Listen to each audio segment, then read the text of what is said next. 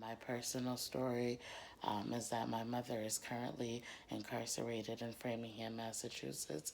She's been there for 28 years. She has done her time, but unfortunately, she is aging. She's a grandmother now. She has pre existing conditions. She's in pain almost every day, inside and out. And we have a family out here in this world that is ready to support her. And I know there's many other families just like mine who are just waiting for the opportunity to have those doors open and their family to come home. I am asking the governor to please use all his power to bring our people home. They are loved, they are wanted, and they are needed. And at this time during this pandemic, they feel abandoned. Most definitely, the state of Massachusetts is not doing what it needs to do to support people that have been incarcerated and deserve a second chance. We are asking legislators to please pass this bill specifically for people that are over 50 years old, that have pre-existing conditions, and that deserve to come home. They're dying in jail. They don't have life sentences, and simply it is unfair. Thank you so much. Again, my name is Shanita Jefferson, and I am in support of Bill H4652. Please bring our people home. Hi, my name is CORINA, and I'm making this video in support of the bill that you are going to be deciding on today. You see, my brother is currently incarcerated in the Suffolk County House of Corrections, and unfortunately he does have chronic asthma. His asthma attacks get very, very bad, and they've been getting increasingly worse. His lung function is very, very diminished. Think about what it would feel like if you were constantly breathing through a straw, because that's what it's like for him. If he contracts the COVID-19 virus, he will not survive. This is not an overreaction. This is a fact. Please, I beg of you, consider this bill, pass this bill, and please release him now. I have here a year's worth of his medical records. That's 1 year. My medical records for the past year would be literally 3 sheets of paper, and that would be for a physical or well visit. And I'm sure it would probably be the same for you. He needs to be released. He needs to be home. The governor said today that majority of people who have the coronavirus are asymptomatic. They don't know they have it. They're not showing any signs. They don't have a fever. How can you keep him safe in that facility if you don't know who has it and who doesn't? How can you keep him safe in that facility when people who have tested positive for the virus are being transported from another facility to the same facility that he is in? Please, I beg of you, release him now. Save his life. Let him come back to us alive, which is the same way that he came to you, alive. Thank you. I am formerly incarcerated, sentenced to a 35-year prison sentence, about 18 years in prison, and 17 on parole. I am currently calling out Governor Charlie Baker for putting a hold on this process while people are dying in prisons. People in prisons are not less human than the ones in the hospitals. They deserve equal opportunity to fight this virus during this pandemic time. I urge the legislature to promptly support and pass this bill for the safety and well-being of our brothers and sisters. This bill holds near and dear to my heart because I know you cannot have social distances while incarcerated. I spent a lot of my time in Angola State Prison. I have experienced the deterioration of health factors while in prison, such as high blood pressure, kidney failures, heart diseases, etc. Prior to this pandemic, individuals that are incarcerated receive little to no treatment. The pandemic that we face today is putting a strain on our health care system, which would again limit the care even more to these individuals. By keeping these individuals incarcerated, we not only restrict their level of care, but we also decrease the health of our nation as a whole because we are increasing the number of individuals with pre-existing conditions without care. After the age of 50, recidivism is lowered at this time in one's life. The Center for Disease Control has stated that people with pre-existing conditions are more likely to contract this virus and have a harder time fighting this virus. In closing, I would like to see this bill, H4562, passed before we have any more casualties. Thank you, and God bless. I should not have to worry about my husband dying within the prison system. Our incarcerated loved ones are at an extreme disadvantage, and it is our obligation to act. Those who are not eligible for release should have access to cleaning supplies, disinfectants, extra uniforms, and it should be free of charge. They should have free emails and free phone calls.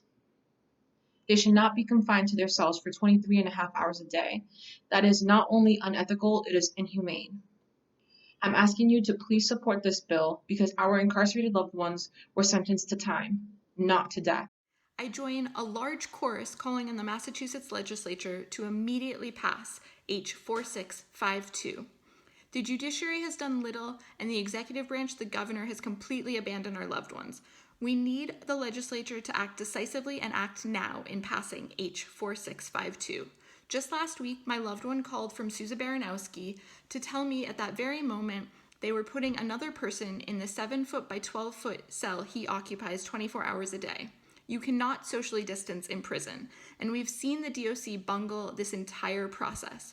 5 people at the Massachusetts Treatment Center have died from COVID-19 out of about 500 people, giving it one of the highest death rates in the nation related to COVID-19. The DOC has failed our loved ones, and we need the Massachusetts legislature to step in immediately in passing H4652 today. I'm a formerly incarcerated Black woman. I come to you today, I encourage you to please support us and pass this bill, the Decarceration Bill, H4652. We are going through a world crisis. We are in a pandemic. Being incarcerated is nowhere to be right now. I ask you from the bottom of my heart, please release Stephen Gerald, France Polynice, Kevin Halliday, Angie Jefferson, Kimya Faust. Release them. We have a unique opportunity in Massachusetts to end incarceration of women and girls, and if we pass this bill, we will be a little bit closer to ending incarceration of women and girls in Massachusetts. Please pass this bill, especially during this time of COVID-19. People in prison are the most vulnerable. They don't have access to the proper medical treatment, the proper PPE. In order for us to flatten the curve, inside prisons and jails, we must release. So please pass this bill, H4652, and release our people. We are community members. We're ready for our family. We love our family. And we are all supporting Bill H4652. Release. Free our families, free our people, free her. Thank you. My name is Kazi Toure. I'm a former prisoner. I was released in October 1991, 29 years ago. And every time I went to the parole board, I was denied because they said I was a danger to the community. Anyway, as many of you know, our prison system is being devastated with this COVID-19, and none of the prisoners inside have been sentenced to die. Our plea is that you would release our family members to us so that they could be quarantined at home. They could be quarantined. Those who don't have a place to go could be put in hotels like they do in Italy and other countries. But the rest of the people could come home and be quarantined right here. So we would hope that you would find in your hearts to have some compassion and understanding that we love our people and we don't want them coming home in body bags. We want them to walk out healthy and whole, coming back as contributing members to society. And I hope that you all will find it in your hearts to know that we love our people, and just like you love yours, and we would like them to come home. Hi, my name is Dawn, and I am a constituent of the state of Massachusetts. I am calling on Governor Baker and all legislators to act now on Bill H4652 to decarcerate our loved ones behind the wall. It is unsafe and unhealthy for them to be there during this time of COVID-19. We're asking, demanding, pleading with Governor Baker and our legislators to let our people go. James from Families for Justice as Healing and the National Council for Incarcerated and Formerly Incarcerated Women and Girls. I'm here to advocate for 4652, a bill to decarcerate in Massachusetts. It is absolutely imperative that we put as a priority in the Commonwealth of Massachusetts the decarceration of incarcerated people.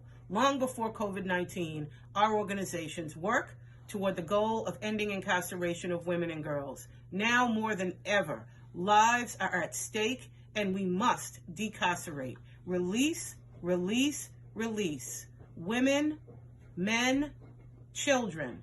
If we are incarcerating people, we must always remember that our communities do not stop at the prison gate.